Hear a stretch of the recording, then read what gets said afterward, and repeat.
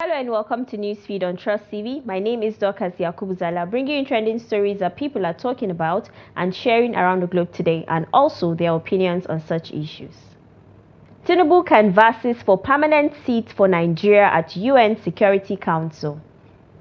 Tinubu's government most investor-friendly in Nigeria's history, says Shettima. Dangote petrol will ease transport costs, food prices, says CBN. Lebanon on the brink, UN chief warns as world leaders gather. Now, top on what's trending, President Bola Tinubu has urged the UN Security Council to give Nigeria and other African countries permanent seats at the council as a way to strengthen its relevance and credibility. President Tinubu, who is the chairman of the Authority of Heads of State and Government of the Economic Community of West African States, ECOWAS, stated this while addressing world leaders during the general debate of the ongoing 79th session of the United Nations General Assembly UNGA at the UN headquarters in New York, United States. He said, some permanent members of the United Nations Security Council have offered encouraging, tentative indications of support on the issue of reform of the Council. We welcome the change in tone and urge acceleration in momentum to the process. He further said, the Security Council should be expanded in the permanent and non-permanent member categories to reflect the diversity and plurality of the world. We fully support the efforts of Secretary General Guterres in this regard. Africa must be accorded the respect that it deserves in the Security Council. Our continent deserves a place in the permanent members category of the Security Council with the same rights and responsibilities as other permanent members. Now, next on what's trending, Vice President Kashim Shettima has reiterated the federal government's commitment to creating an investor-friendly environment. He said this at the U.S.-Nigeria Executive Business Roundtable hosted by the U.S. Chamber of Commerce. I urge you to give Nigeria the benefit of the doubt. The current administration, led by President Bola Ahmed Tinubu, is the most investor-friendly administration in the history of Nigeria, Shettima said in a Monday statement by his media aide, Stanley Nwocha. When fuel subsidy was an albatross around Nigeria's neck, President Tinubu from day one hit the ground running by withdrawing the fuel subsidy and unifying the multiple opaque foreign exchange markets. Now, responding to that, one Lucas said, "You are right. That is why many multinational companies are leaving Nigeria because of his nice, good, conducive policies." Olufemi said, "You are right, Mr. Vice President, sir. The FX rate, fuel price, electricity tariff, insecurity, inflation, tax, and many more are so friendly to Nigerians. How much more of foreign investors?" Another person wrote, "Loan money is not investment funds. Dangote is not breathing fine in your hands. Who are the investors?" Now, next on what's trending, the Federal Executive Council, FEC, has approved the construction of 40 houses in the Federal Capital Territory for judges in the country. Nyesom Wike, Minister of Federal Capital Territory, FCT, made the announcement on Monday, September 23rd, while addressing journalists after a FEC meeting chaired by President Bola Tinubu. He said the residences will be constructed in the Katampe district, with 20 allocated to the FCT High Court.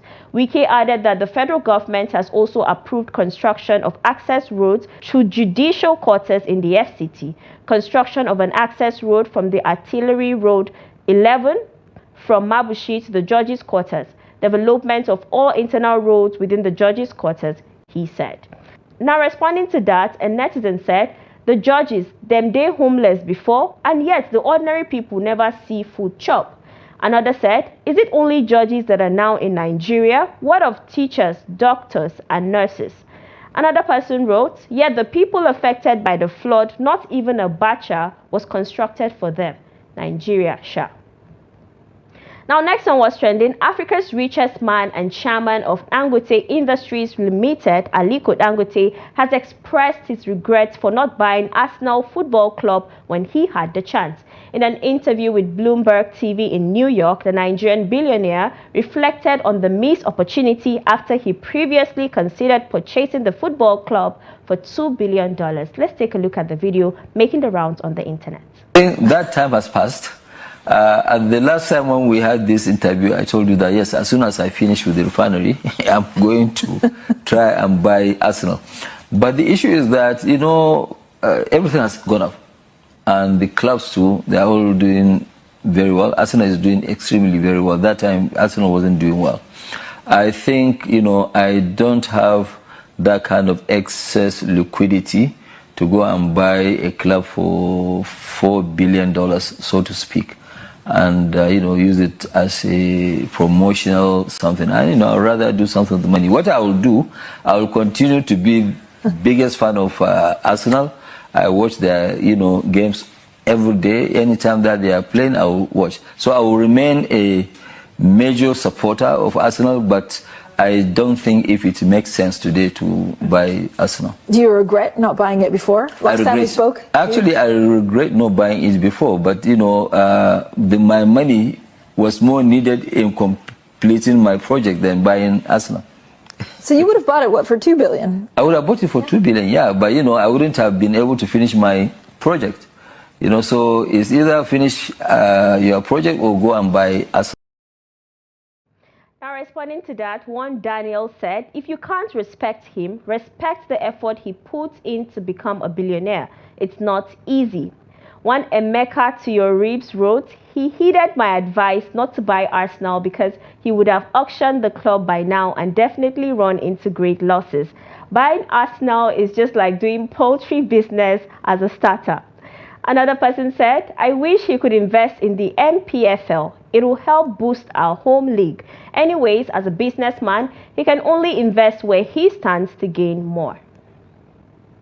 Now, again, in the course of the interview, Aliko Dangote has called on the federal government to end the petrol subsidy, stating that it is the right time for the country to move away from such payments. Dangote acknowledged that the issue is sensitive, but explained that the current system encourages price increases, further burdening the government. He also mentioned that petrol sold locally by his refinery will be tracked to ensure accurate consumption rates are monitored. While Dangote noted that the decision to halt the subsidy ultimately rests with the government, he stressed that continuing the payments is unsustainable and that the government cannot afford to keep subsidizing the product in the long term. Now, responding, someone said, I thought federal government said they removed fuel subsidy. So if federal government hasn't really removed it, then what will be the actual amount per liter when they finally do? Another person said, I thought I heard subsidy is gone on May 29th last year. And someone alleged, subsidy was never gone. Rather, what the Tinubu administration did was just to change the way it is paid. Rather than pay marketers for importing PMS, NNPC allegedly became the sole importer and sold the refined products to marketers at a reduced price, which doesn't cover the full cost of refining and importing fuel in Nigeria. The problem with our dear country is that due to our porous borders, subsidized fuel finds its way to other neighboring African countries. We pay. Now, next on what's trending, the Central Bank of Nigeria says the lifting of petroleum products from Lagos-based Dangote refinery will moderate the cost of transportation and ease food inflation. CBN Governor Olayemi Cardoso stated this at a press briefing on Tuesday at the end of the 297th meeting of the Monetary Policy Committee (MPC) in Abuja. The committee expressed optimism that the lifting of refined petroleum products from Dangote refinery will moderate transportation costs and significantly support the easing of food price pressures in the short to medium term.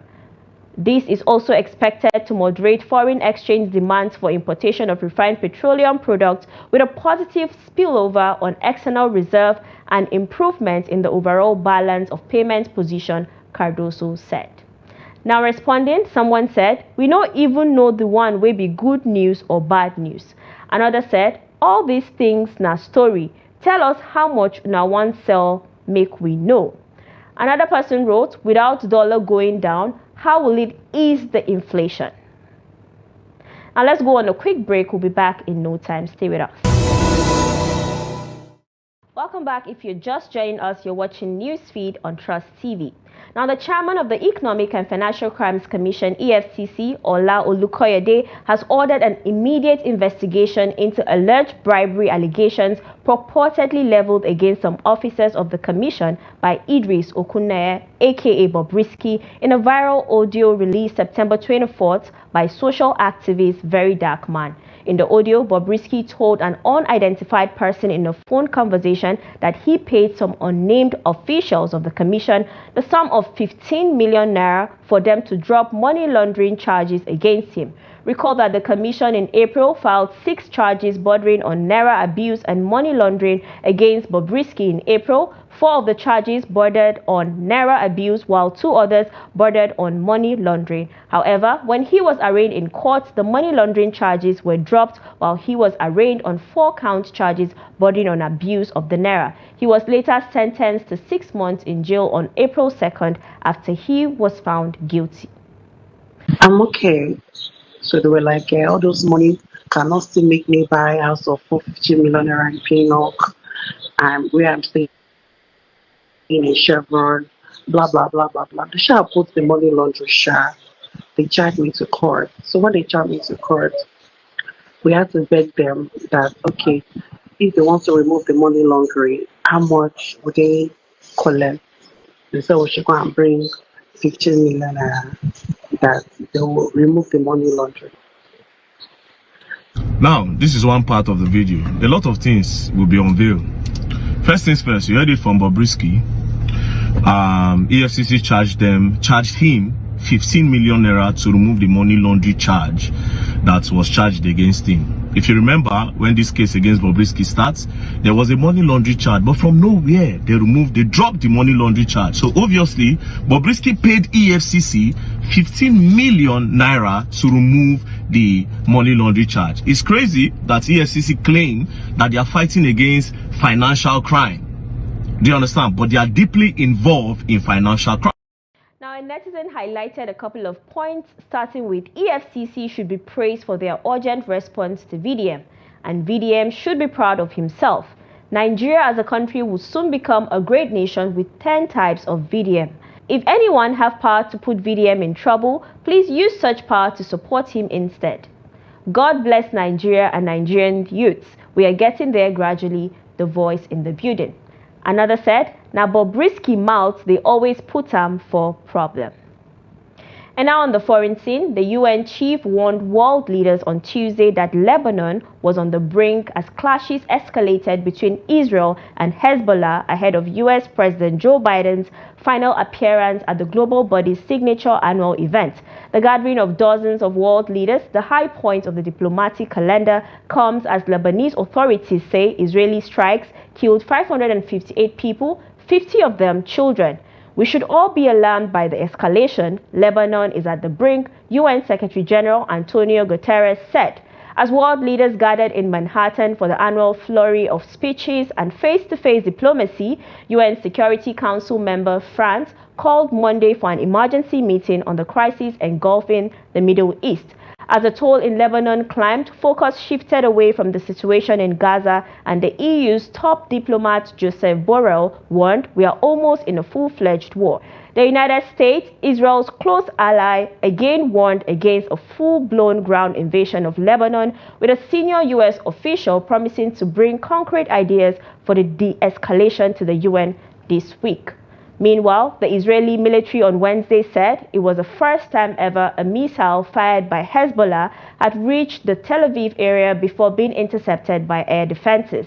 It is the first time the group has claimed a ballistic missile strike since its nearly year-long battle with Israel began after Hamas carried out its October 7th attack. It also said the strike was carried out in support of the people of Gaza and in defense of Lebanon and its people. And that's a wrap on the program today. Do well to follow us across all our social media platforms for more programs, news, and documentaries. Until next time, goodbye.